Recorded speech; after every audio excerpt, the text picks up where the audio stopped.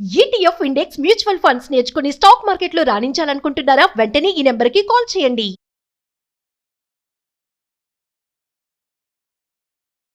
నమస్కారం అండి. డాక్టర్ శ్రీ ఆచార్య అనంతకృష్ణ స్వామి గారు. నమస్కారం.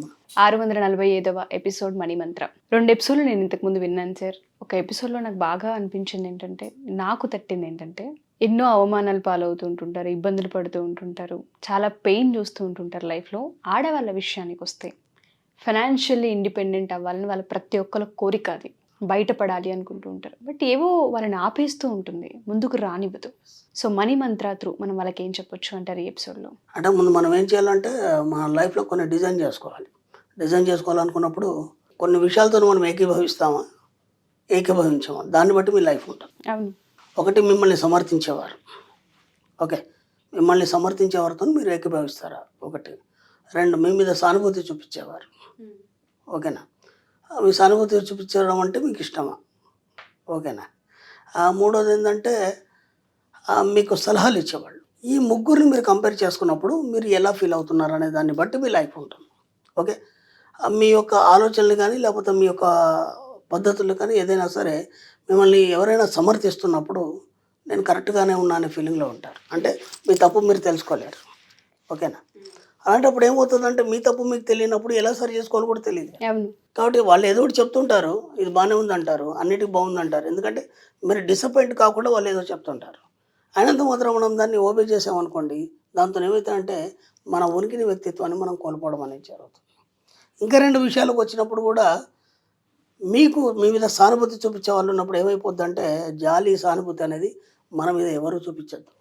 ఎందుకంటే ఎప్పుడైతే మీరు జాలి, సానుభూతి కోరుకుంటున్నారో మిమ్మల్ని మీరు తక్కువ చేసుకుంటున్నట్టు లెక్క.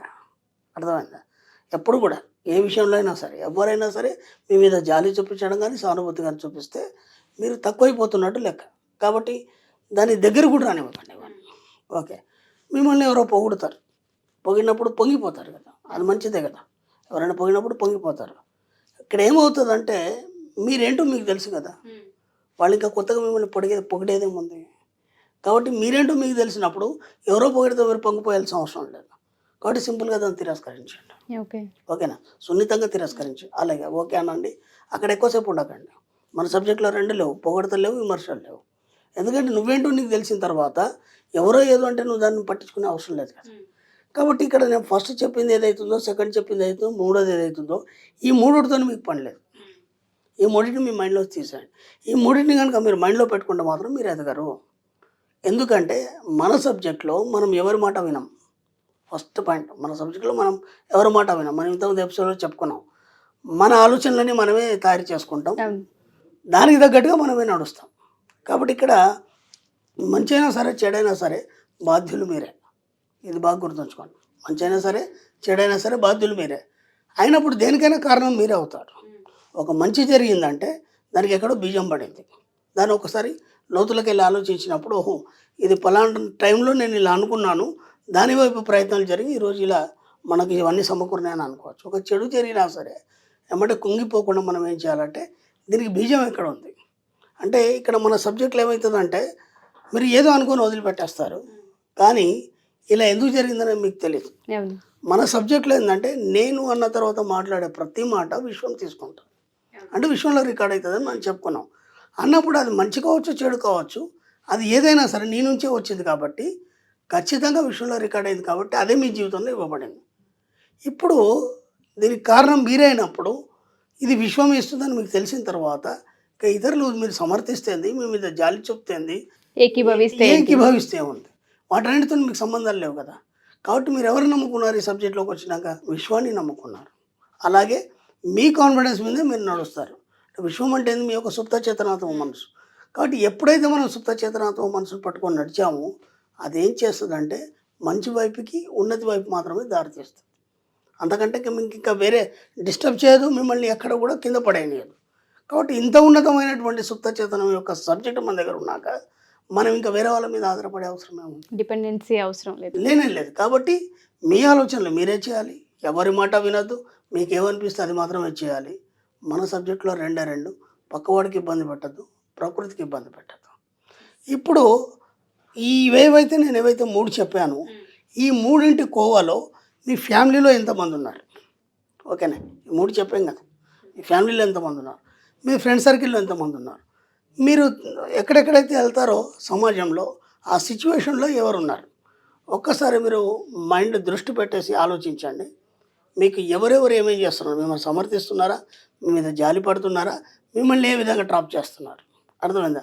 ఇవన్నీ మీకు ముందు ఫ్యామిలీగా చూసుకోండి. ఎవరెవరు మిమ్మల్ని ఇప్పుడు మీ అమ్మనే ఉంది, అయ్యో బిడ్డ చాలా కష్టపడతావు, ఇలా కాదు అలా కాదు అన్నప్పుడు మీకు అనిపిస్తుందా? ఒక ప్రేమతత్వంతోనే అంటది, అది దానికి మీరు లొంగిపోయి కరెక్టే కదా అని చెప్పేసి నర్వస్గా ఫీల్ అయిపోతారు. అప్పుడు ఏమైపోతుంది, చిన్న పిల్లలాగా ఒదిగిపోతారు. దాంతో ఏమవుతారంటే మీరు ఎదగలేరు. అవి అయిపోయినాయి, అవన్నీ ఎప్పుడూ అయిపోయినాయి కదా. కాబట్టి ఫ్యామిలీలో ఎవరెవరు ఉన్నారో వాటన్నిటిని మెల్లిమెల్లిగా అవాయిడ్ చేయండి, ఓకేనా. తర్వాత మీ ఫ్రెండ్ సర్కిల్ ఎవరు ఉన్నారో దాన్ని మెల్లిమెల్లిగా అవాయిడ్ చేయండి. తర్వాత బంధువులు ఎవరు ఉన్నారు అంటే ప్రతి మనిషికి ఒక ఫ్రెండ్ ఉంటాడు, క్లోజ్ ఫ్రెండ్. ఆడవాళ్ళు కావచ్చు, మగవాళ్ళు కావచ్చు, క్లోజ్ ఉంటారు. అంటే అన్ని రహస్యాలు చెప్పుకునే ఒక ఫ్రెండ్ ఉంటాడు. ప్రపంచంలో ఏదైనా సరే మన దిక్కు మాట్లాడేవాడు నిజమైన ఫ్రెండ్ అని ఒకడు ఉంటాడు. అంటే మన తప్పైనా సరే వాడు మన దిక్కే మాట్లాడుతుంటాడు. ప్రపంచం అంతా ఒకవైపున మన వైపు మాట్లాడేవాడు నిజమైన స్నేహితుడు అని అలా చెప్తుంటాడు వాడు. కానీ అది కూడా కరెక్ట్ కాదు కదా, ఎందుకంటే తప్పును తప్పుగా చెప్పాలి. ఇక్కడ అన్నిటికంటే గొప్ప ఫ్రెండ్ ఎవరంటే నీ సుప్త చేతనాత్మ మనసు. అందుకే అంటారు కదా, అరే నీ గుండెలు మీరు చేసుకొని చెప్పరా, అది ఎంతవరకు కరెక్ట్ అంటే నీకు తెలుస్తుంది. నువ్వు కరెక్ట్ చెప్తున్నావా, కరెక్ట్ చేస్తున్నావా, అబద్ధం చేస్తున్నావా, లేదంటే తప్పుడు దారిలో ఉన్నాయి, ఇవన్నీ మీకు తెలుస్తాయి కదా. అయినప్పుడు మీ యొక్క సబ్కాన్షియస్ మైండ్ని అడగండి, దాన్ని ఎలా సరి చేసుకోవాలి కూడా అదే చెప్తుంది మీకు. ఒక సమస్య వచ్చింది, నిద్రపోయే ముందు, నిద్రలోకి చేరే ముందు అడగండి అని చెప్పాను నేను. తర్వాత 3-4 రోజులు ఆ సమస్య పరిష్కారం అనేది జరుగుతుంది. ఇలా ఎక్కడైనా సరే ఈ ముగ్గురిట్లో ఎవరిని సమర్థించకండి, మీ లైఫ్ మీది, ఎవరి మీద ఆధారపడకండి, ఎవరిని మీ మీద జాలి చూపనివ్వకండి. ఎంత వీలైతే అంత మీ వ్యక్తిత్వాన్ని ఉన్నతంగా తీర్చిదిద్దుకోండి. మీ సబ్కాన్షియస్ మైండ్ని నమ్మండి, చక్కని దారి చెబుతుంది, ఉన్నతి వైపు ప్రయాణం చేస్తారు. Wonderful sir. చాలా సందర్భాలు ఆడవాళ్ళు ఏంటంటే డిపెండెన్సీ, సమర్థింపు వైపు, అండ్ దాంతోపాటు కొంచెం ఎవరైనా మా వైపు జాలిగా మాట్లాడితే ఒదిగిపోవడం, ఇవే ఎక్కువ చూస్తుంటుంటాం. అలా కాకుండా డిపెండెన్సీ లేకుండా లైఫ్ని లీడ్ చేస్తే కాన్ఫిడెన్స్ పెరుగుతుంది. మీ నిర్ణయాలు మీరే తీసుకోవాలి. ఎందుకంటే ఇప్పుడు నేను ఇంతకుముందు కూడా మనం ఎపిసోడ్లలో ఆడవాళ్ళ యొక్క మనస్తత్వం గురించి ఎన్నో రకాలు చెప్పినప్పుడు ఇది సబ్జెక్ట్ అంతా కొంచెం కటుగా ఉంటుంది. దీన్ని జీర్ణించుకోవాలంటే కొంచెం టైం పడుతుంది. అదేంటి మా తల్లి కదా నా మీద ప్రేమ చూపిస్తుంది కదా, కాదని అంటే ఎలా ఉంటుంది అని మీకు అనిపిస్తుంది. మెల్లిమెల్లిగా అన్నీ అలవాటు అవుతాయి. సబ్జెక్ట్లోకి ఎంటర్ అయిన తర్వాత ఒక్కొక్కటికి అన్నీ మీకే అర్థమవుతాయి.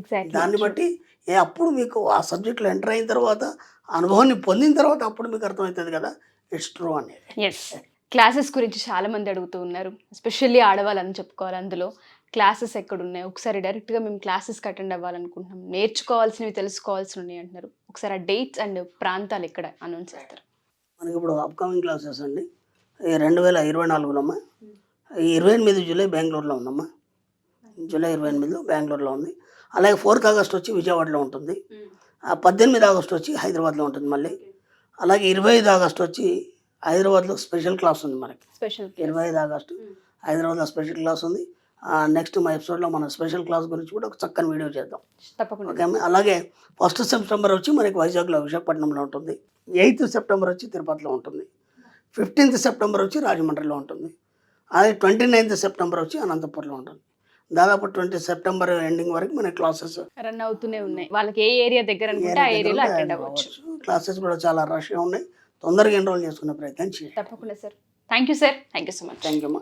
సుమన్ టీవీలో మీ పర్సనల్ అండ్ బిజినెస్ ప్రమోషన్స్ కోసం కింది నెంబర్కి కాంటాక్ట్ చేయండి.